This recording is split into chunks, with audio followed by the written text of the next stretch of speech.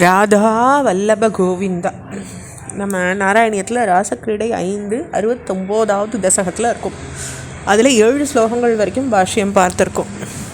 அப்போ அந்த லக்ஷ்மிகாந்தனுடைய அந்த புவன சுந்தர திருமேனியை அடைஞ்ச அந்த கோபஸ்திரீகள் ஆனந்த பித்தேறினவாளாக இருந்தா அப்படின்றத பார்த்தோம் 7வது ஸ்லோகத்தில். இப்போ 8வது ஸ்லோகத்தை பார்க்கலாம்.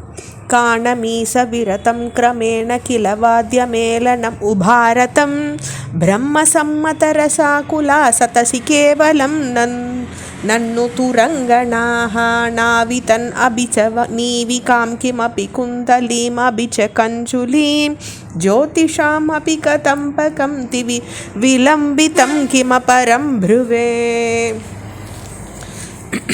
அப்பா ஈசா பாட்டு முடிஞ்சு படிப்படியாக வாத்திய முழக்கமும் ஓஞ்சு போன பிறகு கூட பிரம்மானந்தத்தில் மூழ்கி இருந்த அந்த பெண்கள் தனியாக அந்த கூட்டத்தில் மெய்மறந்து ஆடின்னு இருந்தா. மேலும் தங்களுடைய இடுப்பு வஸ்திரத்தை பற்றியோ ரவிக்கையை பற்றியோ கூந்தலை பற்றியோ அவள் ஒன்றுமே உணர்ந்துக்கல. வான வெளியில் நட்சத்திர கணங்கள் கூட அதை பார்த்து பிரமிச்சிருந்தது. இந்த அளவு ஒருத்தரால் லயிக்க முடியுமா அப்படின்னுட்டு அசையாமல் எல்லாமே நின்று அவளை கவனித்த மாதிரி இருந்தது. வேறு நான் என்ன தான் சொல்ல முடியும் இதை விளக்கிறதுக்குன்னு கேட்குறார் பட்டத்ரி. அடுத்து 9வது ஸ்லோகம்.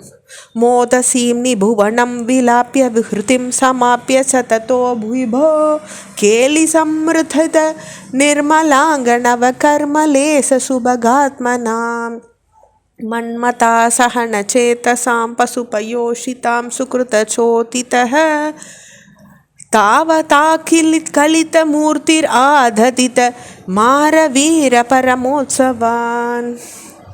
அப்போ பரம்பொருளே பிரபோ உலக ஆனந்தத்தின் எல்லையில் லயிக்கிறபடி செஞ்சுட்டு ராசக்கிரீடையை பூர்த்தியும் பண்ணிட்டு மேலும் மன்மத வேதனை பொறுக்காத அந்த மனம் படைச்ச அந்த கோபிகைகளின் சௌபாகியத்தில் தூண்டப்பட்ட நீர் மாசற்ற உறுப்புகளின் மர்தனத்தால் புது வேர்வை தொழிகள் தோன்றி இருந்த அவளுடைய விளையாட அத்தனை சரீரங்களை எடுத்துட்டேள். அதாவது ஒரு கோபிகைகளுக்கும் ஒரு கிருஷ்ண பரமாத்மா மாதிரி அவர் அத்தனை சரீரம் எடுத்துட்டு மன்மத உற்சவங்களை மீண்டும் தொடங்கினார் அப்படின்னு இந்த 9வது ஸ்லோகம் சொல்கிறது.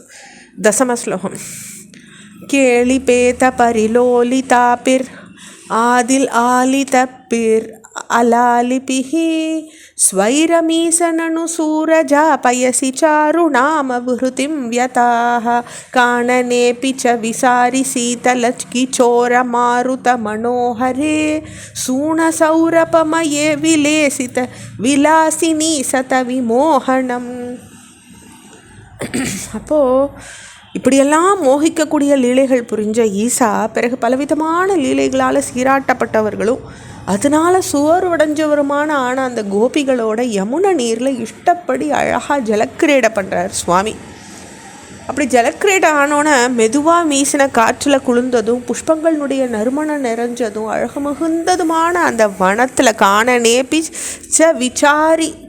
அப்படி எல்லா லீலைகளையும் அந்த காணனத்தில் பண்ணிட்டு பெண்களையெல்லாம் மோகிக்க செய்யும்படியான லீலைகளை நீர் புரிஞ்சீர் இல்லையா அப்படின்னு சொல்கிறார்.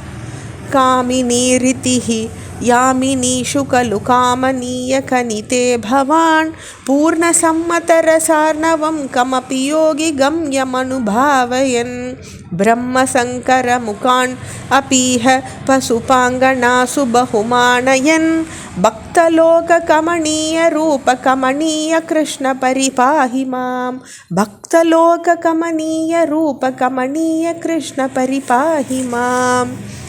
அழகின் நிறைக்கடலாக இருக்கக்கூடியவரே, இரவு நேரங்களில் இப்படியெல்லாம் அந்த பெண்களை யோகிகள் மட்டும் அடையக்கூடியதும் வர்ணிக்க முடியாததுமான அந்த பரமானந்த பிரம்மானந்த ரசத்தை அனுபவிக்க செஞ்சுட்டு பிரம்மதேவரும் பரமசிவனும் கூட இந்த உலகத்தில் அந்த கோபிகைகளின் வெகுமதிக்க செஞ்சுட்டீர். அந்தளவு அந்த கோபிகைகளுக்கு அவ்வளோ ஒரு பொக்கிஷமாக ஒரு ஸ்வபாவம் கிடச்சிது அவளுக்கு. அந்த பாக்கியம் பக்த ஜனங்களால் மட்டும் அறிஞ்சு அனுபவிக்கக்கூடிய அந்த அழகும் வடிவம் படைச்ச அந்த கிருஷ்ண பரமாத்மா என்னை காப்பாற்றி அருளும்னு பட்டத்திரி வேண்டிக்கிறார்.